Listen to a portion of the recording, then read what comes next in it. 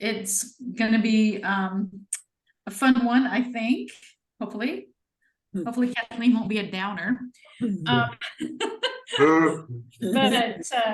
thank you for joining us on this different day than we're usuals. And in January, we will go back to our usual third Tuesday of the month, but with the holidays falling the way they do, we thought we'd combine November and December with doing it today. So thanks for popping on with us or joining us in the recording if that's what you're doing. I'm Darlene Hanson, and I am one of the team members at Disability Voices United, working with the empowerment group, which we host the Communication Access Connect once a month, and we do other things as well, but that's what we do here, which is an opportunity for people to talk about having accessibility to communication, but accessibility to just their life, right? Which is kind of, today's going to go deeper than just communication, although feel free to jump in on communication needs as well. Tim, you want to introduce yourself before I move on? This is our finale for 2023. Sure. Thank you for being here once again. Hi everyone, it's been a long time since we got together. My name is Tim and I am the director of the empowerment programs. However, Darlene is still my right hand that slapped me around when I get out of control, which is quite funny and sad at the same time, because I get out of hand a lot. Good team.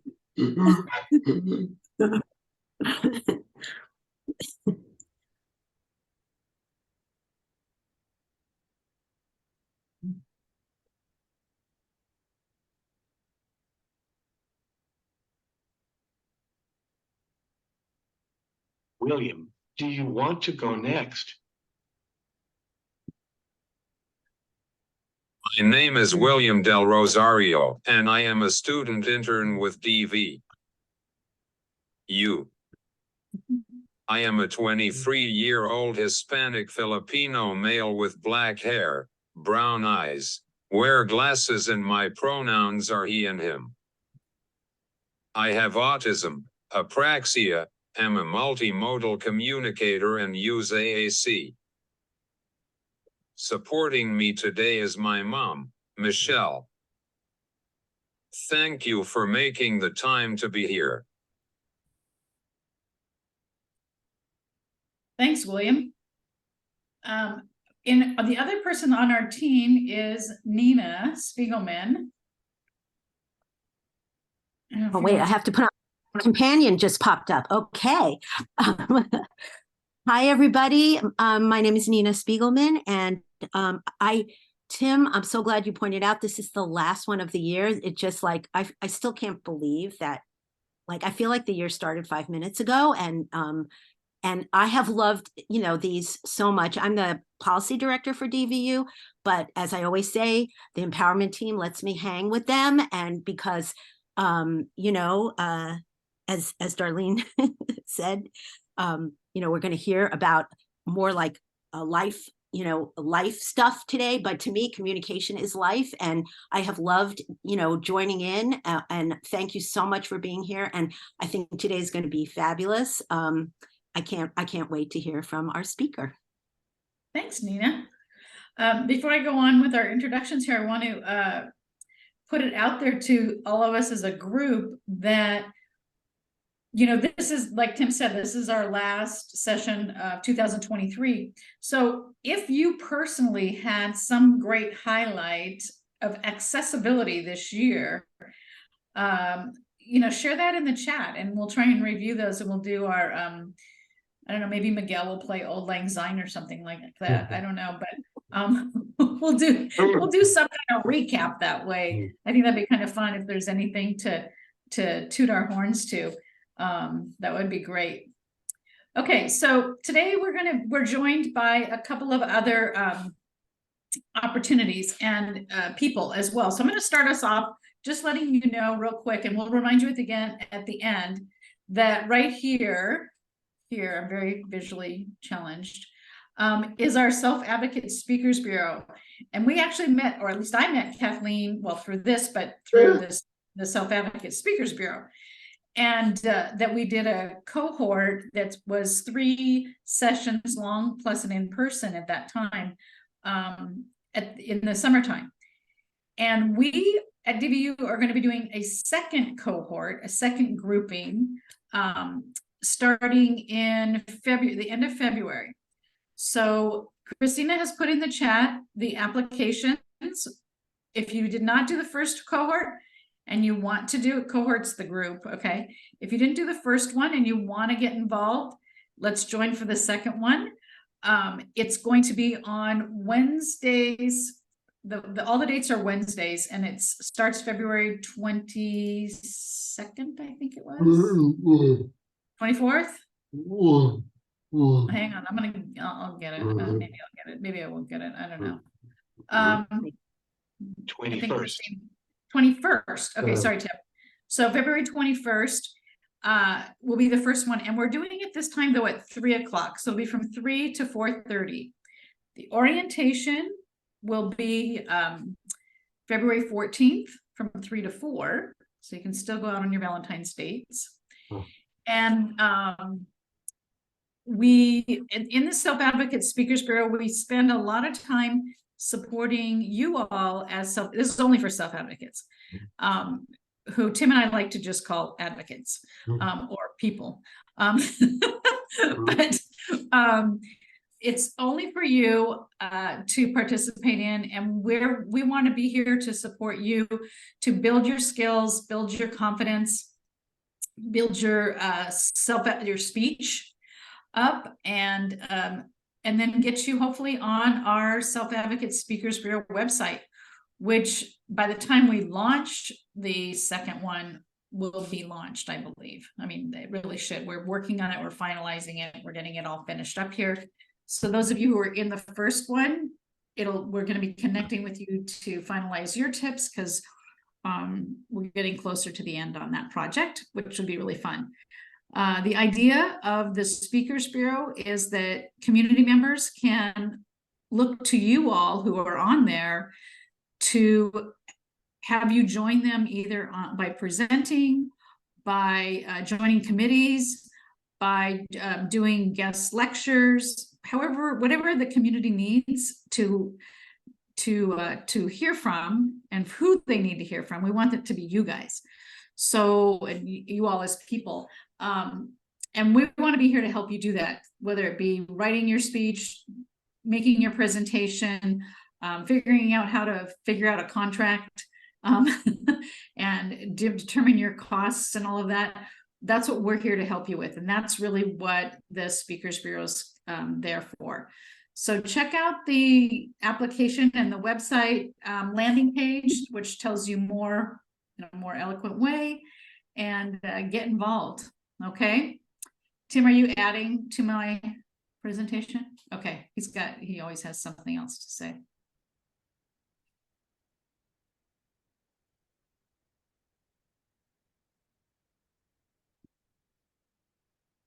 I probably forgot something crucial.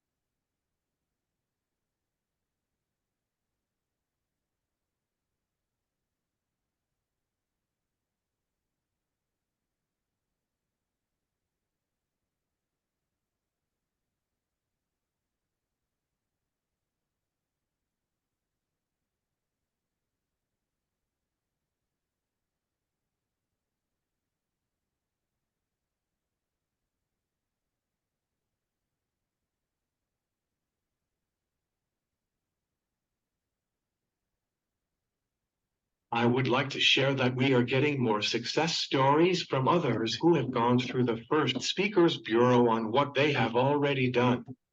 True. Yeah. And we're gonna open with our friends from the Mod Squad at our first training, which includes William, because they've kind of done the whole journey here. So at DVU, we offer the Self-Advocate Speakers Bureau. That's the one we're talking about. That's the one Tim and I are most active in. But then we also have another opportunity launching, and so I'm going to bring Gilda on to share about that really quick here. Hello, hi everyone. Another great thing about the Speakers Bureau, I wanted just to add, is that with the Emerging Leaders program, we've also provide ongoing support and training. So every month we meet separately with Emerging Leaders and Self-Advocate Speakers Bureau for the leadership collaborative connect. Oh, now we forget the name. Leadership Community Connect. Sorry, we Yes. just changed the name. Leadership Community Connect. So hope you guys will join for that, the Speakers Yes. Bureau. But we are also launching, like Darlene had mentioned, the Ambassador Program. And this Ambassador Program is for family members and clients served by Regional Center. And so we're piloting the Ambassador Program, and it's really it's really if you're a seasoned advocate, somebody who has experience, or somebody just starting out. What the Ambassador Program is you'll be helping Disability Voices United and lead as the eyes, ears, and voices, and play a vital role in Disability Voices United, our advocacy efforts statewide. And for our pilot program, we are opening up this application to 5 regional center clients and family members. And the 5 regional centers that we're going to start off with is Inland Regional Center, Redwood Coast Regional Center, Regional Center of East Bay, Regional Center of Orange County, and South Central Los Angeles Regional Center. And so we want to see how it goes out, and we want to start with a small group of regional centers first, and then we'll roll it out to more regional centers, perhaps mid next year. And so Christina put that the website of our ambassador program in the chat. And if you have if you're interested in and have any questions, and I'm gonna have open virtual office hours, and you can find that on our website. I'm gonna have it December 14th, December 19th, January 11th, and January 17th. And you can find the link by just clicking on the date on our website. If you have any questions, please reach out to Christina or myself. And yes, so thank you, Darlene. And I'm looking forward to today's presentation. Kathleen, I'm so glad you're here. Yeah. And we'll present again at the end of the Yeah, we'll remind you guys. okay. So we have Miguel on here too, I think, somewhere. Miguel is around. And Miguel's going to be supporting us and Kathleen as we go through the presentation, if and when it's needed. Thank you, Miguel, for doing that. Miguel, do you want to give us a countdown really quick? How many days are Sure. Good afternoon, everyone. Glad to be here with all of you. And today is December the 5th. So that tells us that we have exactly 26 days. Yes, 26 days into the end of the year, 26 days to reach all of those goals that we set way back on January 1st, right? But no to worries. lose those 15 pounds, to lose those 15 pounds. And no worries, whatever we accomplish, great. Whatever we didn't quite get to, we can always start again on January 1st. so no worries. Okay, I wouldn't say what I was thinking, but okay. Because we're recording this. Okay, thanks, Miguel. All right, so now, Tim, are you going to introduce our person or am I? You are? All right.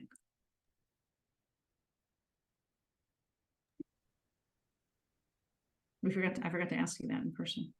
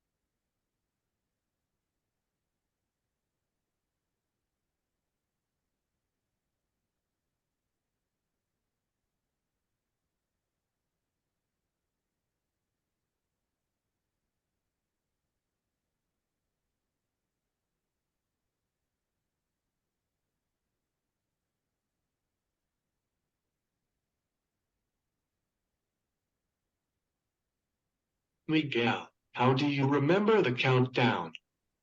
You must be really good with math. Now, I would like to introduce you to Kathleen Barajas, and she will be talking to us on accommodation and traveling. Thank you, Kim. Welcome, Kathleen. Thank Good afternoon, everyone. I am so honored to be able to present to you today. Disability Voices United has quickly become one of my favorite organizations, even though I have only been here a little over a year. I honestly can't remember how I discovered DVU, but when I heard about the leadership course last fall, I immediately wanted to be a part of it. I have taken a few leadership and advocacy courses before, but I am a firm believer that you can always learn something new and that each course can bring something different to your life and career. DVU has done exactly that for me. I have learned so much from our course sessions and meetings, and I'm looking forward to incorporating the knowledge in my advocacy work. I was thrilled to become part of the Self-Advocate Speaker Bureau and thoroughly enjoyed the workshop we had in Downey over the summer. I am excited to see the Self-Advocate Speaker Bureau's website be unveiled, and to have it connect our group of advocates with entities that want education on disability-related topics. I will begin by saying that as Ms. Wheelchair California 2016, the platform topic I chose was improve the way society views individuals with more severe disabilities, through acceptance, interaction, and respect. During my year as the title holder, because of events I attended and other obligations I did not have the time to grow my platform as I hoped to. I did create a general speech pamphlet and a transit-related pamphlet that year, which I will go over in a few minutes. In 2017, Los Angeles Metro endorsed my transit-related pamphlet, which fueled my motivation to create my own nonprofit organization. Thus, in 2019, I began looking into state and tax filing requirements for 501c3 organizations. I did have prior experience in this area from another nonprofit organization I was with that gave me great insight on what to expect. In late 2020, Project AIR officially became a 501c3 organization. The initials in Project AIR stand for acceptance, interaction, and respect. Project AIR's mission is to educate communities in the appropriate treatment and accommodation of individuals with speech impairments and more severe disabilities. Our goals are to develop materials such as pamphlets, booklets, presentations, videos, etc. to educate business entities and the public about individuals with more severe disabilities, especially those with speech impairments. One of the pamphlets that I created and brought into our organization was a general speech pamphlet named Are You Listening? Interacting with Someone with a Disability. This pamphlet is for the general public, to provide suggestions when interacting with an individual with a disability, especially someone who has difficulty speaking or who cannot speak at all. This was the first pamphlet I created and knew that it would serve as a major component in pamphlets I hope to create in the future. As I mentioned above, I soon created a second pamphlet which dealt with my difficulty when riding public transit. Its name is Where Is Your Stop? A communication guide for transit drivers and riders with speech impairments. The issue the pamphlet focuses on is the ability to tell the transit driver the stop wanted, so that he'll know when to engage the ramp for the rider in a wheelchair to alight the bus. As a person with a more significant speech impairment, I am never certain if I will be understood. The complexity of the street's name is a factor as well. It is not a must for the transit driver to know the desired stop, and there is the alternative of using the call button to signal a desired stop. However, as a frequent user of public transportation, I felt that it was important to address this issue with my local transportation provider, Los Angeles Metro. As I am on Metro's Accessibility Advisory Committee, I shared this pamphlet with them, and they instantly endorsed it. Although they do not use my pamphlet as is, I am quite proud to say that much of the pamphlet's information is incorporated in their trainings and workshops on accessibility for their transit drivers. The Where's Your Stop pamphlet includes general speech-related points as well. Expanding on the general speech pamphlet, our organization created our first booklet with the same title as the pamphlet. We felt it would be beneficial to not only provide the public with a pamphlet to guide them in the moment per se, but expand on certain topics related to speech impairments and disabilities in general. The topics include experiences of misinterpretation, misconception about disabilities, disabilities which affect speech, interacting with someone with a disability, communicating with an individual with a speech impairment, alternative modes of communication, and disability etiquette. This booklet we have not distributed yet, but plan to when we give presentations or participate in community events. Another pamphlet we created was a result of being asked by Los Angeles Metro to provide input for their new Transit Ambassador program.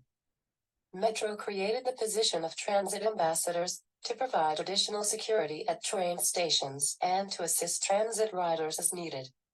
Metro was adamant in including sensitivity awareness in their trainings for transit ambassadors and knew that I had spoken on this topic in the past.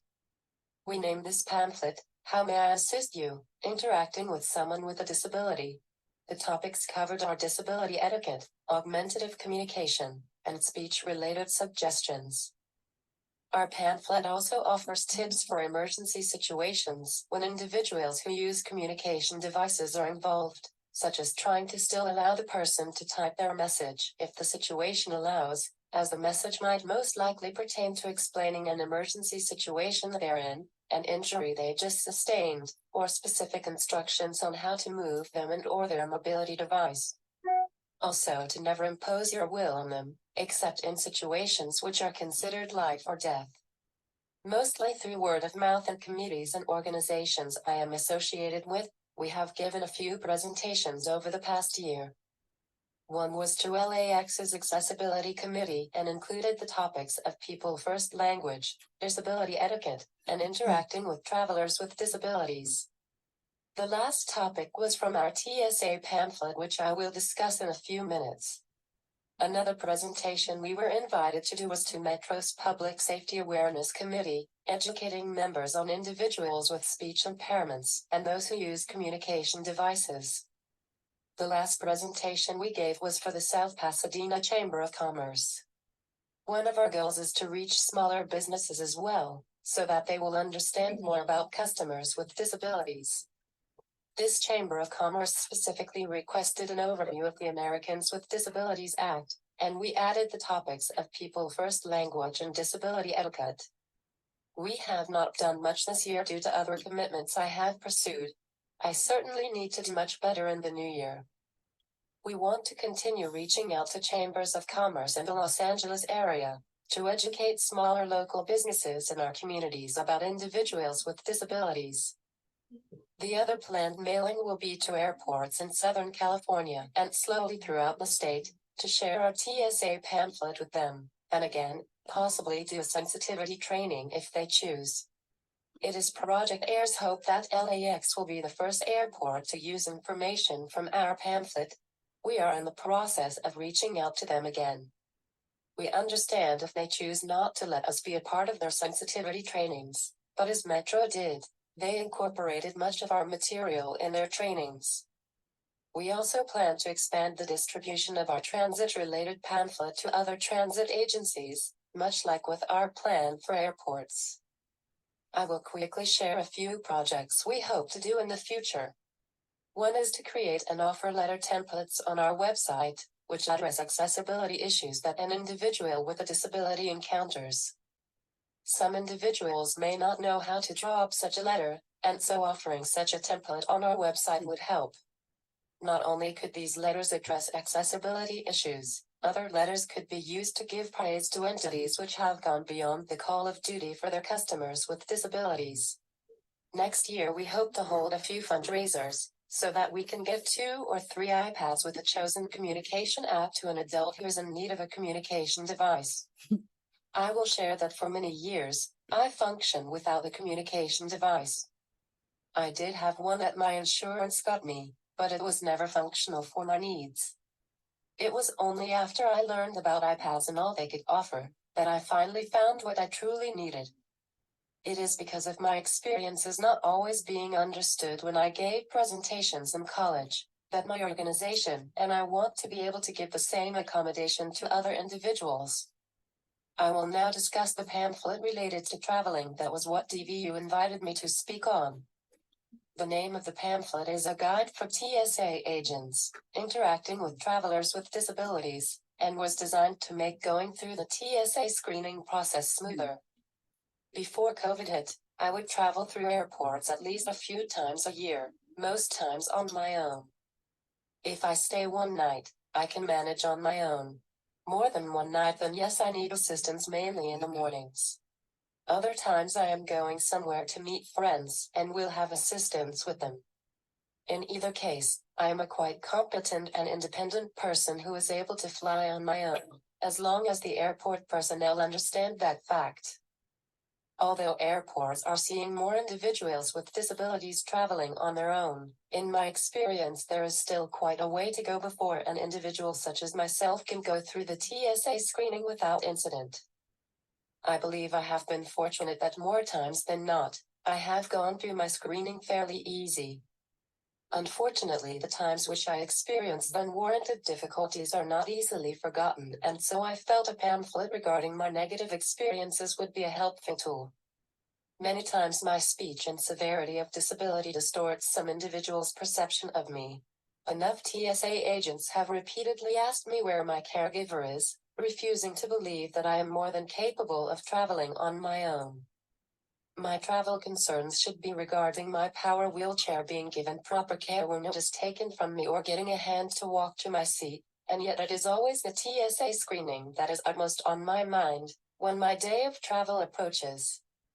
Our TSA pamphlet not only educates about travelers with speech impairments and/or more severe disabilities, it also addresses other issues such as the rule that travelers with disabilities are not required to remove their shoes and outerwear. It was difficult enough getting dressed the first time around.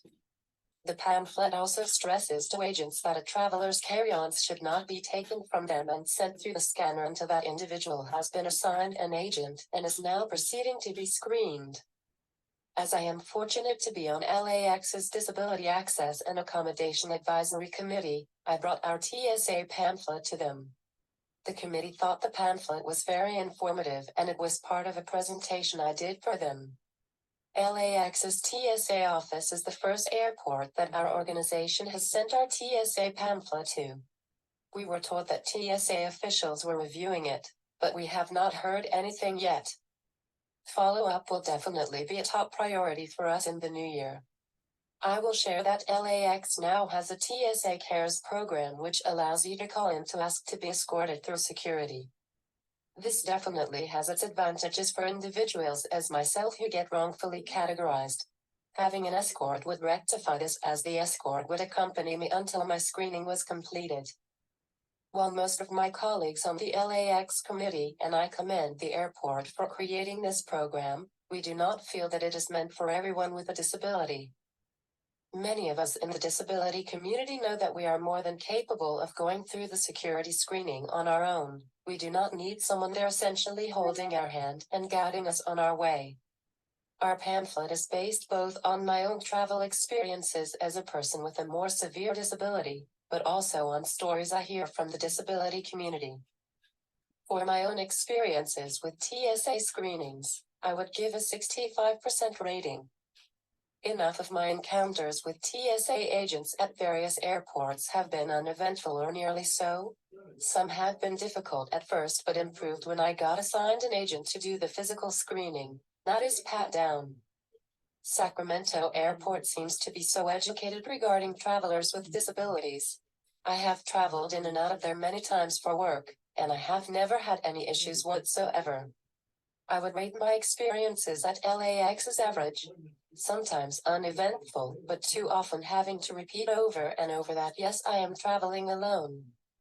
I believe my worst experience with TSA was either in San Jose or Oakland, where two of the agents actually laughed at me and mimicked my movements after seeing me upset due to the belittling way they were treating me. Without a doubt, the one thing I dread most when going through TSA screening is the agents asking me sometimes repeatedly if I am traveling alone. Although I feel that this question is not appropriate to ask, I might tolerate being asked once, with the TSA agent accepting my answer. The issue here is that agents ask the question repeatedly, as if the answer will change the second or third time. Some agents refuse to believe that individuals with disabilities, especially those with more severe disabilities, could ever be capable of traveling on their own. I have seen agents look utterly disgusted and angry that I am in fact traveling on my own. It is as if from that point on through my entire trip, that the agent will need to care for me. Truly, I do not understand this attitude at all. The assistance that I require because I am on my own requires just a few minutes of an agent's time, and that is to take my carry-ons to run through the screening machine. I have found, however, that the severity of one's disability is not all that triggers this question. At least one colleague of mine who has a much less severe disability than I have and whose speech is not affected in any way tells me that she gets asked this question as well. I was stunned to say the least.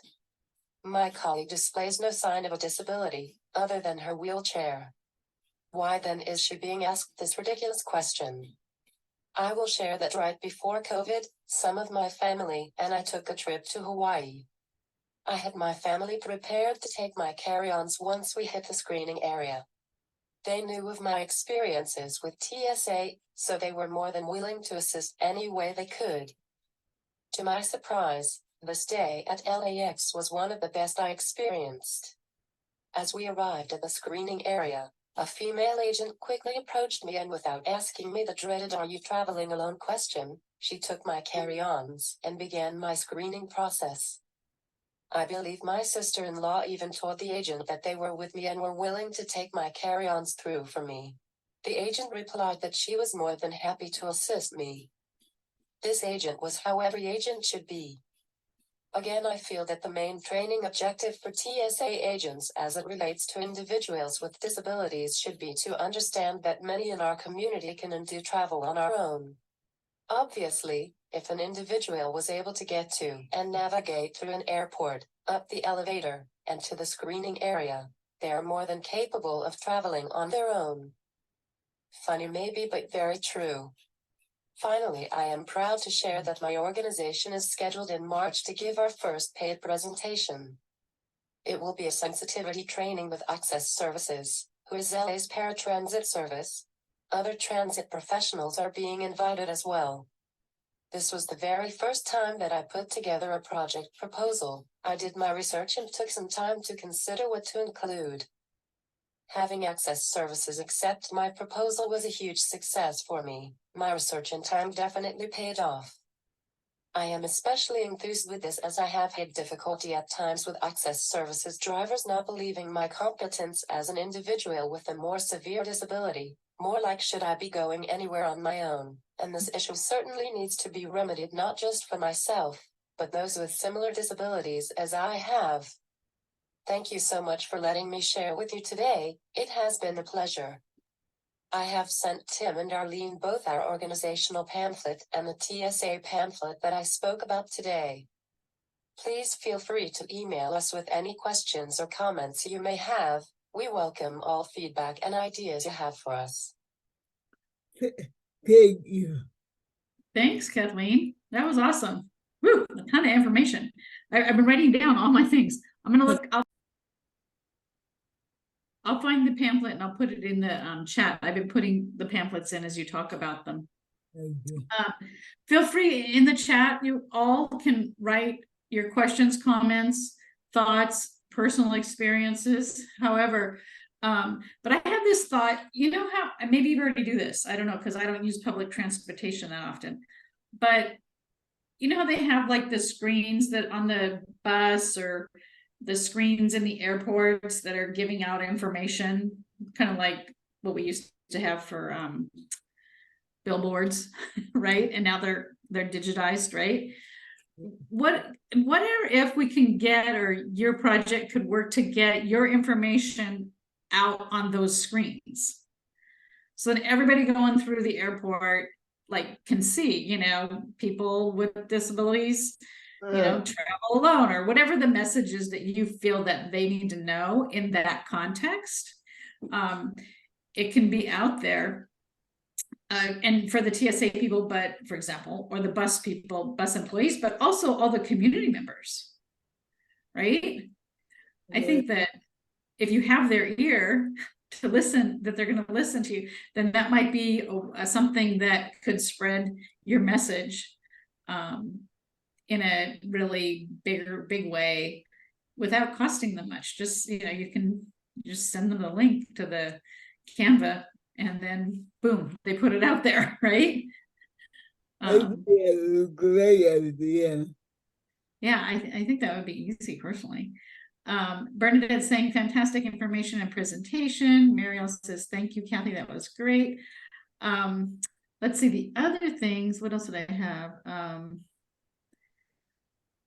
I was wondering this as you were talking, and maybe you have feedback, and maybe someone else on the call here has feedback on this, but I wonder, do people, I mean, anybody who's using a wheelchair, you said that it sounds like anybody using a wheelchair is up for this conversation about, are you traveling alone, right?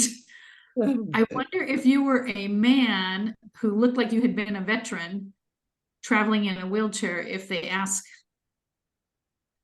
the same question. Maybe. I wonder. I never thought that. I don't know. Yeah, they hear me talk differently and right they think that I'm not competent. Exactly. The message is you're not competent enough to be traveling here on your own, right? Yeah. And I don't think people think about that. Teresa says, so awesome, Kathy. I'm so proud of you. I think Alvar said something in here too. I don't want to miss you, Alvar, but I thought I saw your name. Yeah, thank you, Kathleen, he says. So that was really great. Okay, let me see. We were wondering as well, but feel free, and if you want to add anything to what you prepared already too, Kathleen, as you were, sometimes I know people come up with, oh yeah, and I wanted to add things, feel free to do that. Okay. But I'm wondering, how have things changed? Have you noticed how things have changed in the past 3 years, let's say? Are things getting easier? Do you notice any changes? Like you mentioned the one good TSA guy, woman. At LAX. Even like 8 years ago, since I go to TSA, very easily, but other times depending on how the agent sees me, then I have a lot of trouble from the beginning. Miguel, do you want to revoice a little bit for that?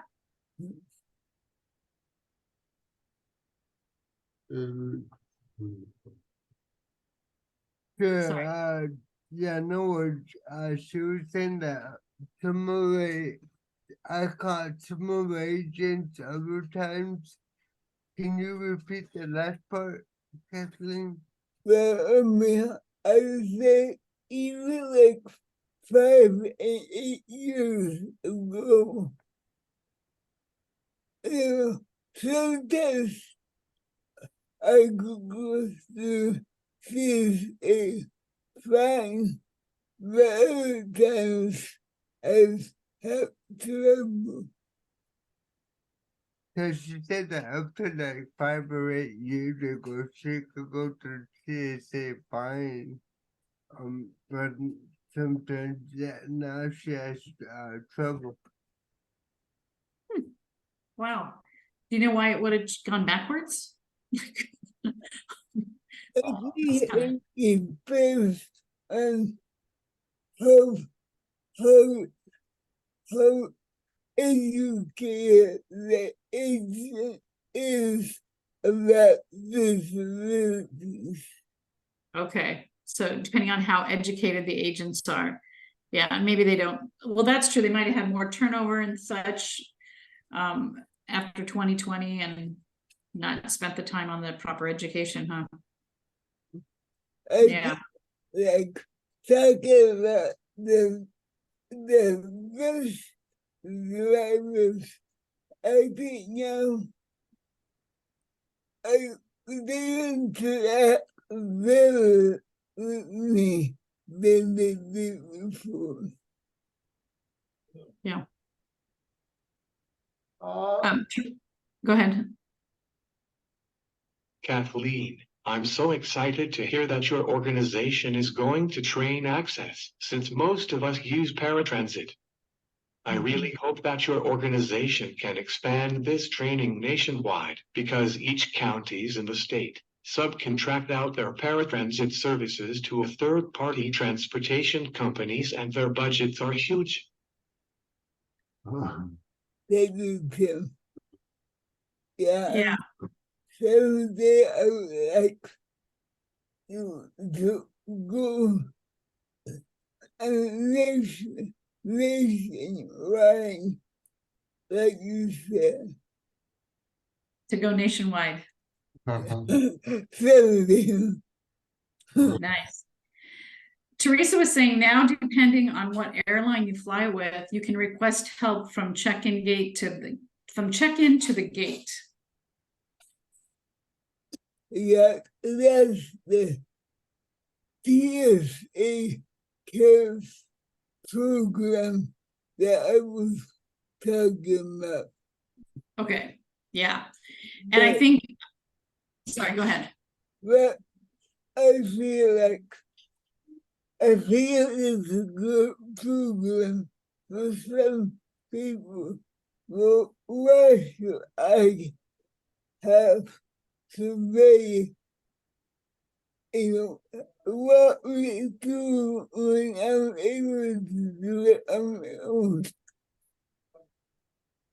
Yeah, Kathleen, she said she felt it's a good program for some people, but if I understood correctly, you said why should you have to participate if you can do it on your own, correct? Yes.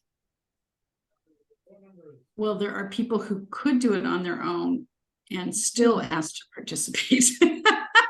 It goes backwards. But I get what you're saying. Okay, Ryan has a question or a comment here.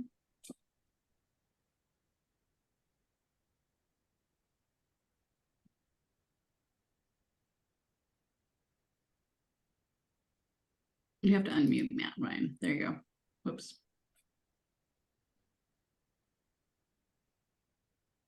Hey. Yeah.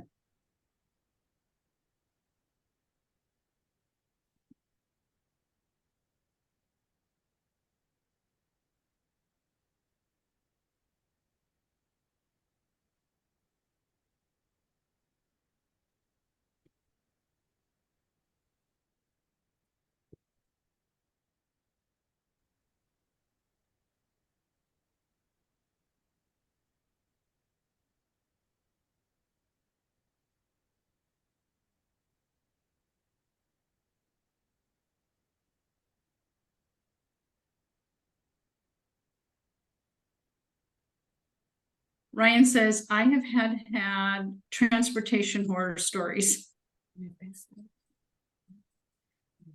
Do you want to type one out for us, Ryan? Or you just want to share that you had these problems? Do you have one in your mind specifically?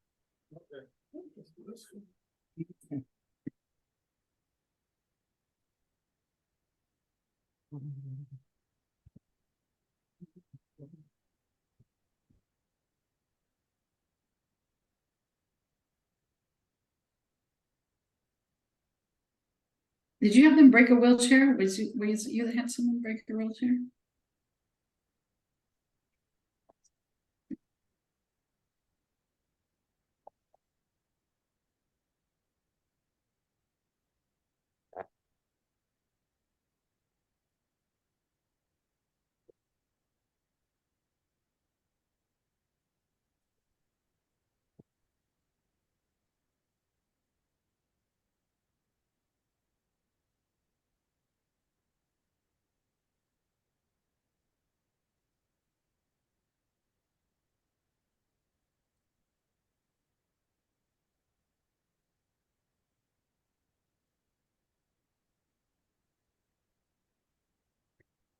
That was it. Okay. United lost my chair for 45 minutes. Did they leave you on the plane? While they lost it? Like then they had to delay all the flights and everything? Yeah. Oh my gosh. How do you lose a wheelchair? Yeah. Well, that's okay. Thanks for sharing that story. So that's a good thing to advocate for and even to get connected with Kathleen's organization with, huh? Alvar says that in November, I see you just there, Mariel, 1 second. In November, I flew from San Diego to Boston, Logan, and back. I expect to have issues because I'm an AAC user, wheelchair user, and I bring medical liquids. So a variety of things TSA typically struggles with. Going through TSA on the way, there was surprisingly positive. They were surprisingly positive. I had arranged for the TSA Cares passenger support escort, and he was efficient and helpful. Going through TSA on the way back was horrible. Easily my worst experience ever. They took away my AAC device and the low-tech backup options I have, communication cards and boards, so I couldn't communicate with them. What? Oh my gosh. Because I couldn't advocate for myself. They opened my medical formula and contaminated it despite that being against their regulations.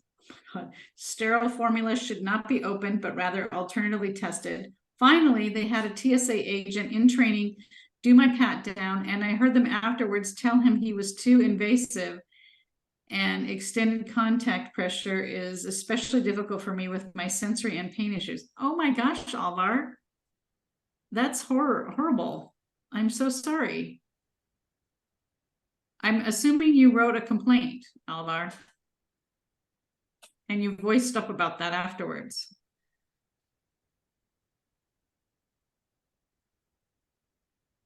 Oh, okay. So while Alvar's answering that, Teresa said she has a tip for you, Ryan, and everyone else. She says, I hide an air tag in my wheelchair so I can track it where it is all through my time on the plane.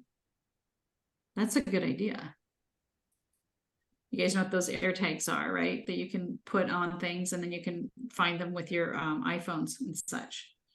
Alvar says, yes, submitting a formal TSA complaint. Thank God. Yes. Oh my gosh, that is terrible. Mariel, let's see. Mariel wants to share some, hopefully not as terrible story. Yeah, I have a story. I was traveling, doing the bus, the city bus, Uber, and Access, and someone attacked me, and I did complain, and I was traveling by myself, I was independent without my caretaker. It was hard. Mhm. Wow. Yeah. They attacked you in your public transportation. Yeah. One time I got attacked inside the bus. The other time I got attacked just waiting for the bus to come, Yeah. Mm-hmm. I'm sorry that happened. Yeah. Do people sit at the front of the bus? Like I would say sit at the front of the bus if you sit on the bus, right?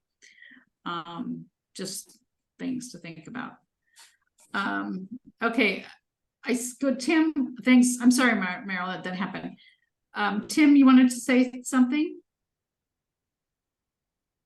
Kathleen, in the next 3 months, I am traveling a lot and making sure that there I have ground transportation when I land at my destination is my biggest concern. Do you have any tips on how to make sure that there is ground transportation, such as accessible taxi?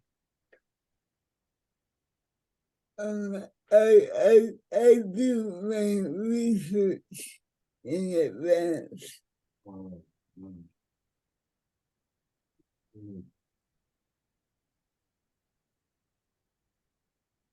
Can you help with that, Miguel, a little bit? Yes, I can. She said she did her research in advance. And you get it all set up in advance? Yes. Okay, well, Tim does that, right, Tim? He's Mr. Johnny on the spot, prepared. You have to. Yeah. So hang on, I'm just typing at the same time. Lulu was saying that she had a bad time with access to the restroom. And yeah, I know that, I don't know what you guys feel about this, but I think it's kind of cool. Out here in LA area, but it goes all over the country. Momentum, which is Momentum, used to be UCP LA. They have the Momentum Refresh Mobile now. I think they might have 2, and they're working on the 3rd. I'm not sure. That they will bring out to various events that ask for it, or else sometimes they offer it up, like hockey games or the Abilities Expo and such. Anyways, it's a big mobile unit that is completely accessible for people with disabilities and care providers, and it's just a space that you can have all and whatever needs you have met in. I think that that's kind of a neat option out there, but it's obviously limited. Kathleen was saying that when she was doing the Miss Wheelchair competition, this is terrible. Her wheelchair got lost and sent to North Carolina. I assume you weren't going to North Carolina. I will do Michigan. Oh my God. In Michigan. Did they think that they should just get you like a substitute one or something? They got an old manual wheelchair. Thank God I have my cousin with me, so she helped me that night. They gave you an old manual wheelchair, right? Yeah. Oh my gosh. And you didn't have to do the competition in that one, right? I could see that in that event. In the substitute one? Now I got my. Oh, okay. Oh my gosh. I hope not. No. Wow. I use my power shield to get around. Oh, I'm sorry. Could you repeat that? I have to have my power shield to get around. Just have a power chair to get around. Sure. Yeah. Teresa's also saying here that you can have LA County Access transfer your eligibility anywhere. Yeah. All right. Alvar went on to say that Boston has accessible ground transport, like accessible taxis and even accessible Lyft and Uber. I had ordered one ahead of time. The driver got lost, but thankfully kept looking for me rather than leaving, which has happened before. Since I was in the correct spot, he was just confused, which has happened before, Alvar. Not sure that what you can do to avoid when it falls through, Tim, because I've experienced that and it's tough. Planning ahead is good, but doesn't always ensure it'll work out in my experience. That's all you can do, though. Alvar, I have the same problem that you had coming from Boston and flying back home. For some reason, that airport is one of the worst, because once they lost my wheelchair somewhere in the middle of the nation.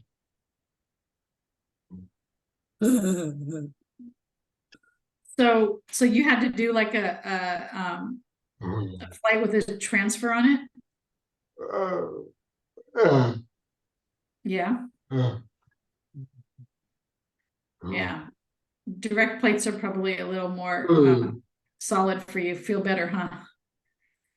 Less opportunity for problems. Yeah. Yeah, real quick, I just looked it up. There is a travel agency that I would suggest we all look at. That is called Wheel the World. Wheel the World. Wheel as in wheelchair. And they have all kinds of discounts, accessible tours, and just a bunch of useful information that we can use. That they have it on there. I really recommend that. That's a good one. I'll look it up and then put the link in there. Oh, here it is. Yeah. Yeah. Okay. Thanks, Christina. Or Christina will do it much faster than I. Thank you. Darlene, can I Yeah. add some? Southern California Resource Services for Independent Living and Lyft are offering a code for discount if you live in LA County. It's designated to benefit wheelchair users in LA County. And I'll add in the promo code if anyone's interested. Thanks, Gilda. Alvar said he has he couldn't find a direct flight from San Diego. Maybe they're available through LAX, though. Direct flights are a lot easier for sure. Yeah. I was wondering this when we were preparing, Kathleen. Is there any kind of special version of a travel insurance that you suggest people get, like for wheelchairs getting lost and things are broken? Do you have any thoughts on that? I don't think they have that. He doesn't think they have that. They don't have it? Huh. The airlines, they are responsible. Well, that's true. Damage. Okay. Yeah, the airlines are responsible for any damage. Yeah, that usually takes a while though, huh? I mean, that's a good thing. Keep it that way. When my friends, they broke her frame, so they had to buy a whole new chair. I didn't catch that right. One more time, Kathleen, sorry. When my friends, they broke her frame, so they had to buy her a whole new chair.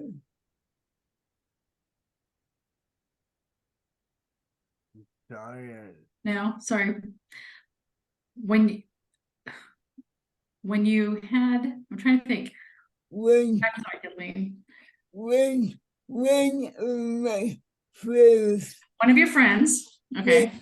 they broke the frame of the wheelchair. They broke the frame of his wheelchair. So they had to buy her a whole new chair.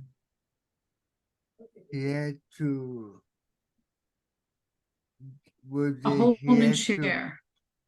Buy a whole new chair. Yeah, the airline. The airline had to buy him. The airline had to buy him a whole new chair. Mm-hmm. Mm-hmm. Oh wow. Well, yeah, I think terrible things happen. Oh, here's a question that I also had. When we were preparing, I was thinking, what about this? What about that? How do you come up, or how would you suggest people go about problem solving situations when they're traveling? Like, should you go to the manager? Should you, I mean, do you have any tips on problem solving situations? Yeah.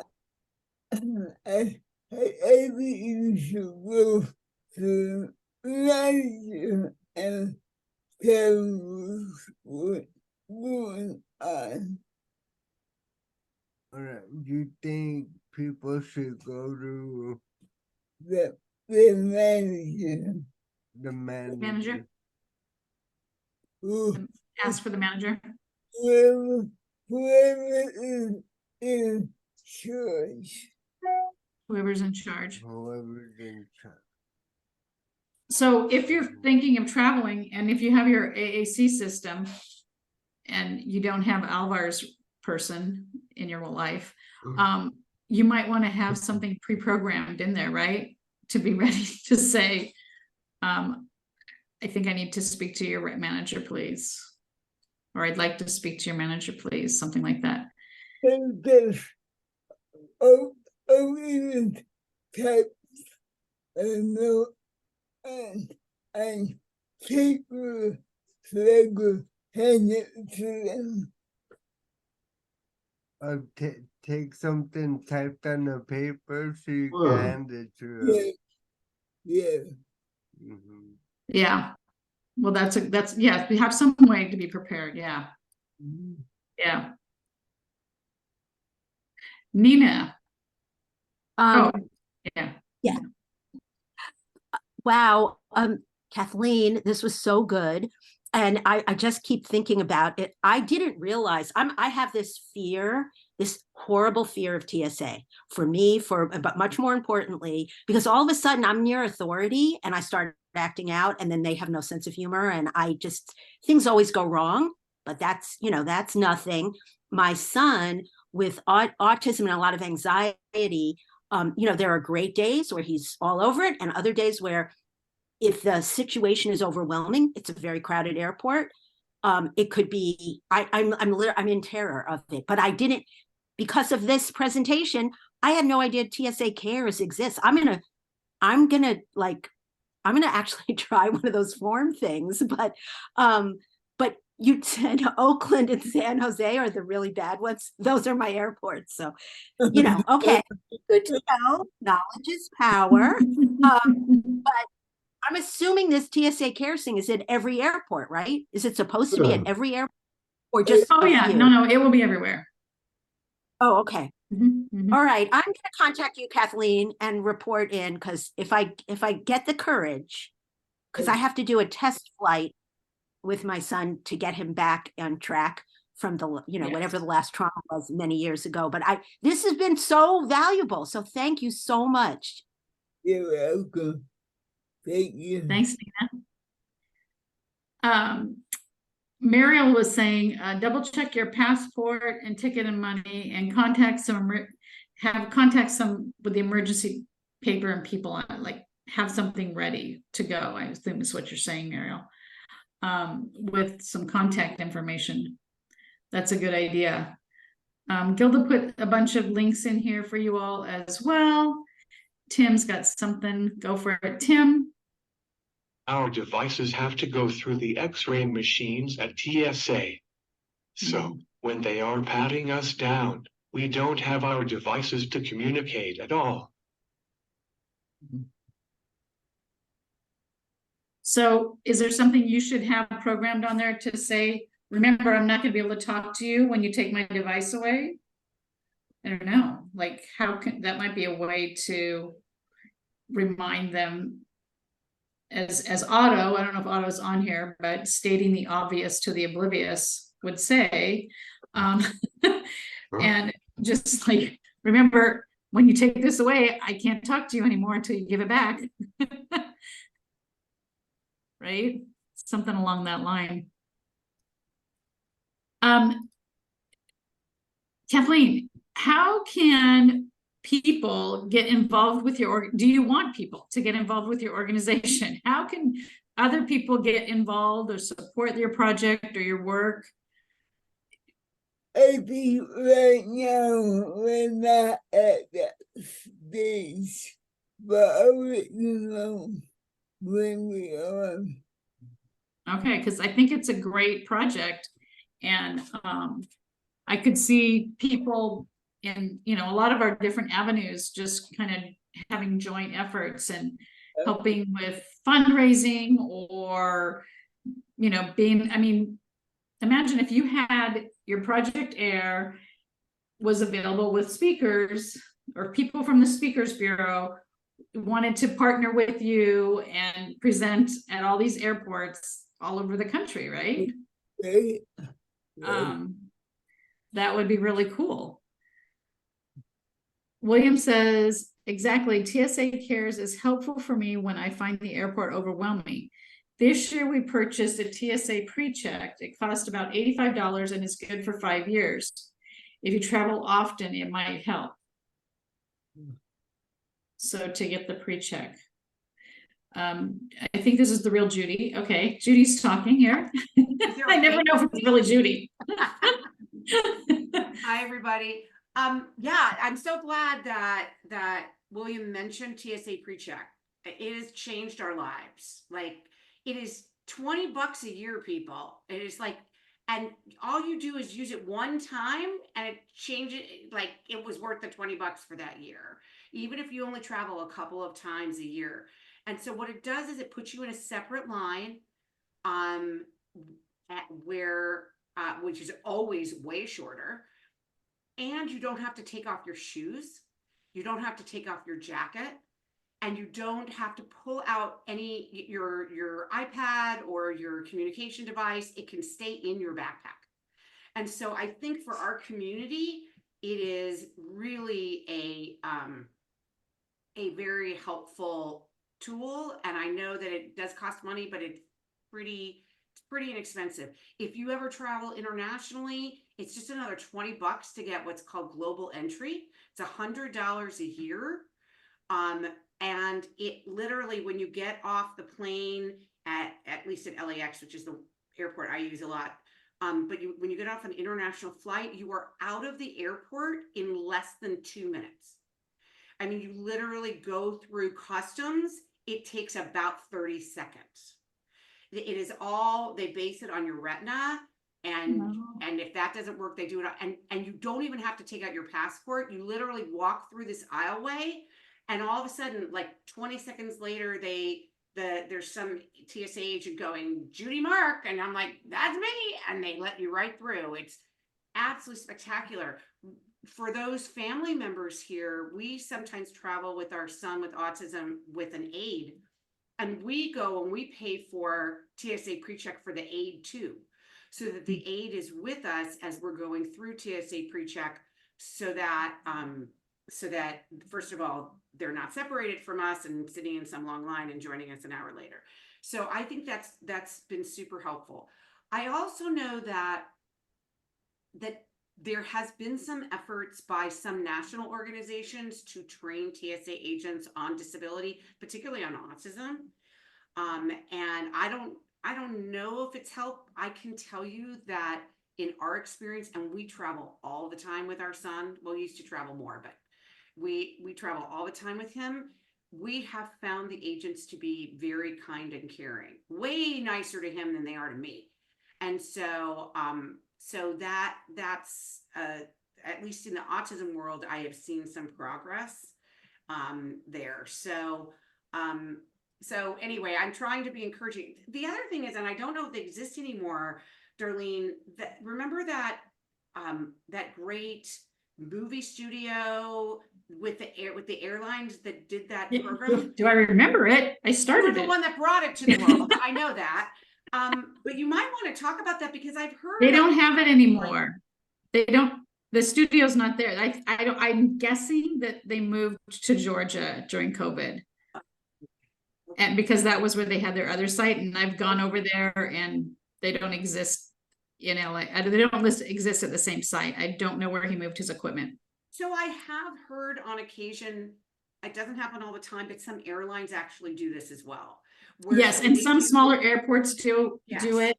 Yes. So what you can check out your community. Bring a person, particularly with autism, who's maybe never gone on a plane, doesn't understand you have to take off your. So for my son, his big struggle is that he always has a headset in his head, in his ears to take away the ambient noise of the world. And so he has to take off that headset to go through the X-ray machine. And we have practiced with it. Practiced it a million times so that he knows that it's going to come right back. The other thing I should tell you is a little technique. We've made enough mistakes. Is that if you're going to take off his headset, put it in the X-ray machine first, or your communication device. Put it in a separately. Okay. Don't throw it in your backpack, which may also have a medication, or may also have a bottle of water or something where it gets set aside, and now they have to go through it, and you or your child doesn't have their communication device or their head or their phone. So you want to make sure to keep that separate, put it first so it's waiting for you when you get through security, get through the X-ray machine. And we've made that mistake where it sat, we had to wait for like 30 minutes to get it back, and it created a whole scene. So just practicing is the best thing. There's a few announcements here. I love it. Make sure you guys are reading the chats. I'll read them real quick to you. Tim, let me read through the chats, because otherwise I won't catch up with them. But Judy, I was thinking, because on that clear thing, or the eyeball scanning thing, it doesn't scan my eye very well. And I wonder if people who are moving around all the time, if it can catch their eyes.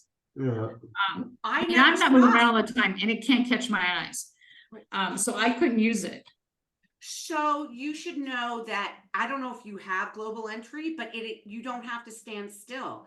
You are literally walking through the aisle, and it catches your eye right there. You don't stand in front of a device. The clear used to do the thing on my eyeball. It's not clear. It's a totally different technology, and you are literally walking down this aisle. It catches it in some way. I think it's also a whole face recognition thing as well.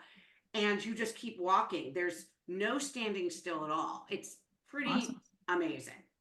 That's great.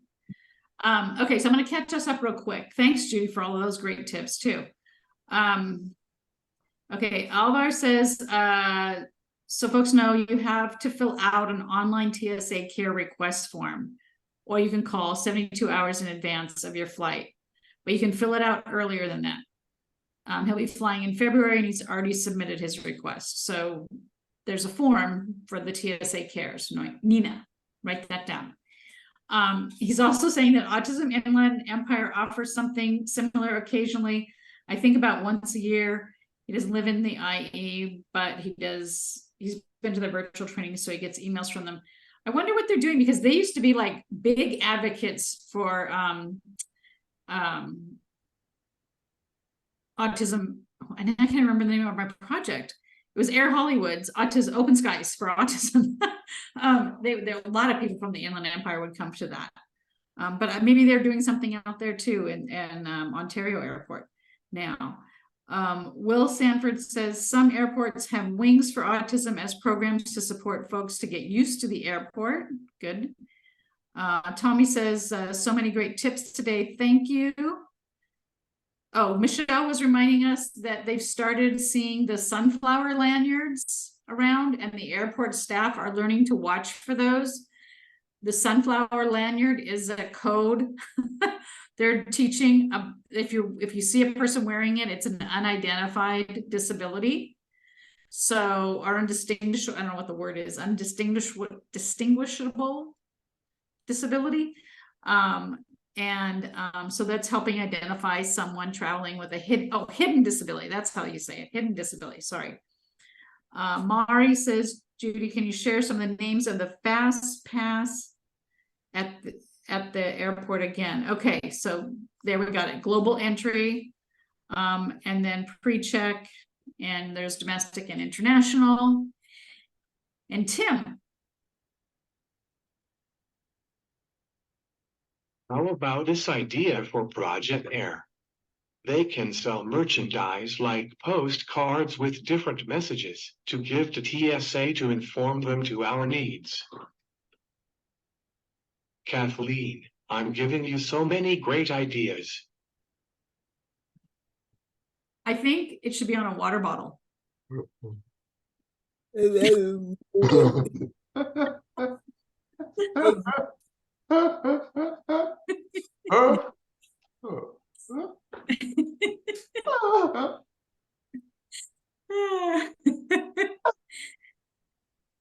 Okay. So, but those are great ideas, Tim. This is how it goes. This is how we roll, Tim and I, literally, right? Right, Tim? Amy says many credit cards will reimburse the cost of global entry, so it ends up free. Wow, that's a great tip, Amy. Know that, you guys. Check it out. I love that. Judy says you have to make an appointment and go in person. The appointment is usually at your local airport, and it only takes about 5 minutes. Kathleen says LAX has yearly event like that, but hasn't done since COVID. Yeah. And we used to train the Open Skies for Autism. We had airline people coming and also TSA people coming. Like originally my husband and other husbands would dress up in TSA outfits because it was a movie studio. But then we got real TSA people to come so that they could be trained as well. And so we'd get like 40 TSA people in training, and there's usually other supervisor people come and do the pretend event, but they were real TSA people. Can I just clarify on the TSA pre-check and global entry? You do not need to go to your local airport. You can go to any airport and do it. I know that we got global entry, LAX, the appointment to get LAX to get it at LAX, which we live 5 minutes away from, was like 6 months later. And yet we were going to be in New York for a vacation, and we could get one for the exact week we were going to be there on vacation. So you can go to any office for global entry. Okay. Oh, I was just meaning because it should be easier to go to your local. Yes. But sometimes the wait will be a long time to get an appointment. So. Teresa says you can have your TSA pre-check done at some Staples locations. True. Can you do the global entry at Staples locations? I mean, you have to look up. There's only certain Staples locations. No, you can't do the global. Just the TSA pre-check. Okay. Wow, these are all great tips, you guys. Who knew it was going to be such an information-packed day? Wow. Kathleen, thank you so much for sharing all of this. Wow. This was a great conversation. We might revisit it again. You're very welcome. I think we should do like different settings, you know, like Tim can start us off with the concert hall conversations and things like that. But thank you so much, Kathleen. This has been great. We can grab the transcript too and make sure we've grabbed all of the little links that are coming through here. Lulu has something she's saying here.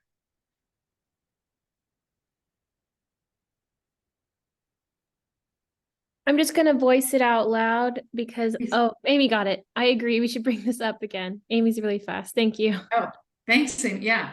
Yeah, for sure. So we want to remind you again that we have the Self-Advocate Speakers Bureau starting applications we're taking now. We will be closing applications January 31st. We will be having our orientation February 14th. We will be having our next Communication Access Connect on January 16th. And this is going to be a fun topic. I'll get you in a sec, Judy. We're going to do, we'll think of a clever title, but we're going to be talking about your social battery. And for those of you who don't know what that means, we all have social batteries, and how does being out there socializing affect your ability to function socially or personally? And I don't think this is a disability thing. I think this is an everybody thing. But since everybody, you all seem to have lived in this ableist life, you're always held to a higher standard. So we want to talk about how do we present this information to people? How do we advocate for ourselves and our social batteries? So that's what we're going to talk about on January 16th at 4 o'clock. So join us for that one. And our team's kind of excited about this topic. So anyway, so we have Self-Advocate Speakers Bureau. We have the Ambassadors Program starting and taking applications. Is it taking them now, Miguel? The Ambassadors Program, Gilda? Yeah, I was actually, that's what I was coming in to do because okay, great.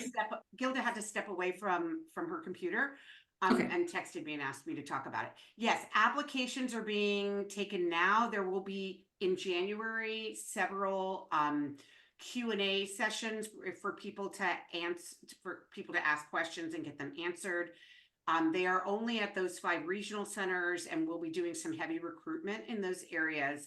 But if any of you have been part of the Communication Access Connect or our Self-Advocate Speakers Bureau or part of our leadership or our leadership trainings, we would love to have you.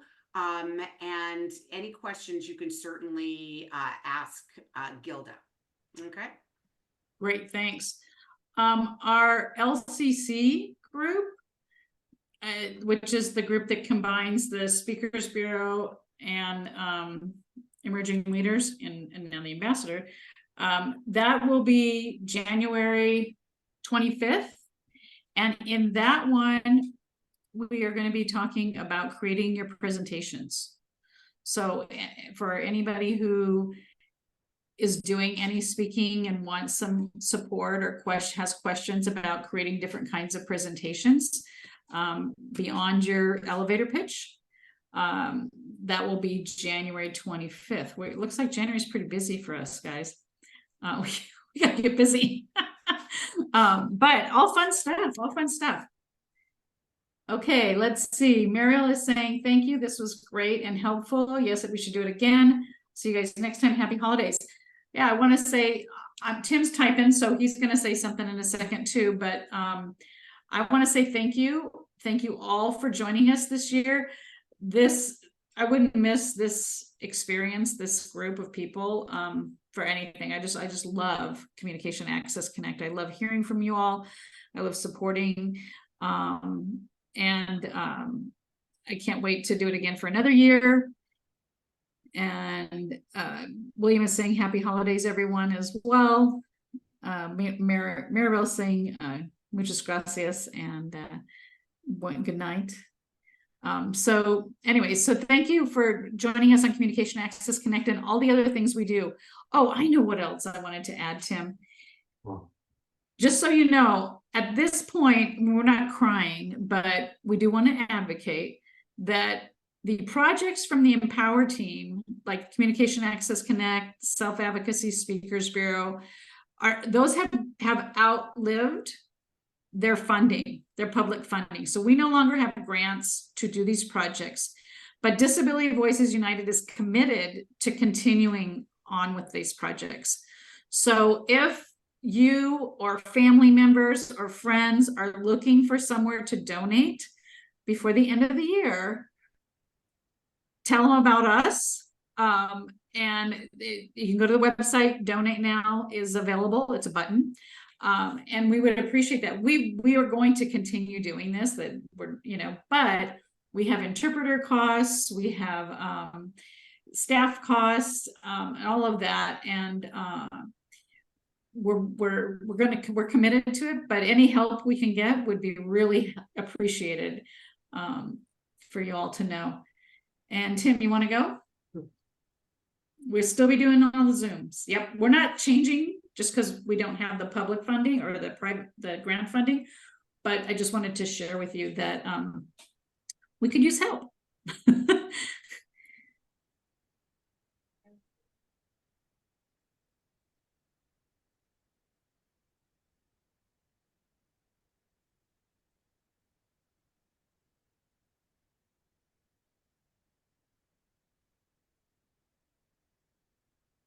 Communication Access Connect is our party of the month for most of our staff at DVU. We all wish you a great holiday and an awesome new year. Thank you everybody for coming every time and for all of your support. Darlene and I and William and Nina and Christina always get thrill every month for Communication Access Connect, and thank you for our interpreters. Yes. There were too many ands in that prettiest sentence. Sorry. It takes a village. All right. Happy holidays. We'll see you all in 2024. Thanks, Kathleen. Thanks, Miguel. Thank you very much. Thanks, Bye. Stephanie. Thanks, everybody. Happy holidays. Thank you, same to you. Happy holidays.